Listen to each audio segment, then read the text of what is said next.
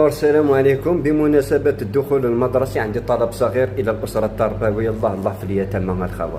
الله في اليتامى وبعض التلاميذ وبعض الأولاد اللي والديهم مطلقين عايش بعيد على والديه. الله عليهم، باسكو اليتيم بكري واليتيم تاع اليوم مختلف تماما.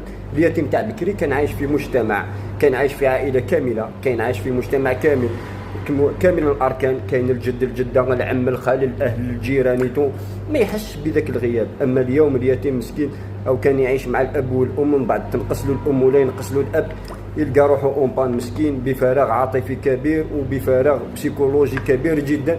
الور نهار يدخل الى المؤسسه التربويه اول حاجه يحوس عليها ماشي العلم، ماشي الدراهم، ماشي اللبسه، ماشي الادوات، يحوس يعمر هذاك الفراغ العاطفي.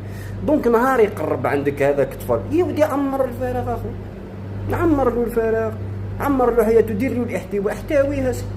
واش راح تخسر؟ ما باركونت راح تربح، عطاك ربي فرصه باه دير حاجه زياده مليحه في حياتك.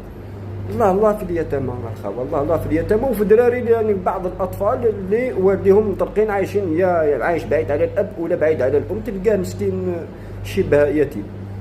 الله فيهم وتهلاو فيهم قبل ما تشريوا لهم الادوات المدرسيه، احتووهم بسيكولوجيكمون. والسلام عليكم ورحمه الله. عوده ميمونه ان شاء الله.